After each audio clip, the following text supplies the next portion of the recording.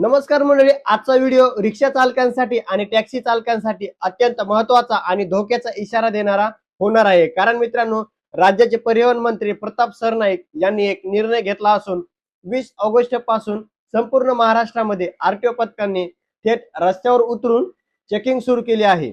ज्यांना मराठी बोलता येत नाही त्यांच्यावर काय कारवाई होणार, तुमचे परमिट आणि बॅच धोक्यात आहे का, नवीन परमिटचं काय होणार, कधी चालू होणार, या संपूर्ण ग्राउंड रिपोर्ट जे आहे ती मी आज तुम्हाला आपल्या व्हिडिओमध्ये सांगणार आहे। मंडळी, खूप साऱ्या लोकांची मला इंस्टाग्रामला, फेसबुकला किंवा व्हॉट्सअप ग्रुपला मेसेज आलेले आहेत की परमिट कधी चालू होणार आहे आणि हे जे नवीन नियम जे आहेत आरटीओचे ते काय नवीन नियम आहेत त्याबद्दल भरपूर लोक विचारत आहेत मला।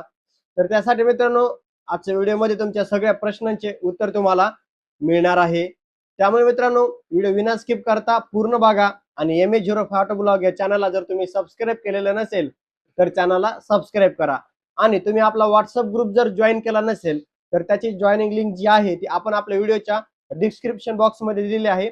तिथून तुम्ही तो आपला व्हॉट्सअपचा जो ग्रुप आहे तो तिथून तुम्ही जॉईन करू शकता।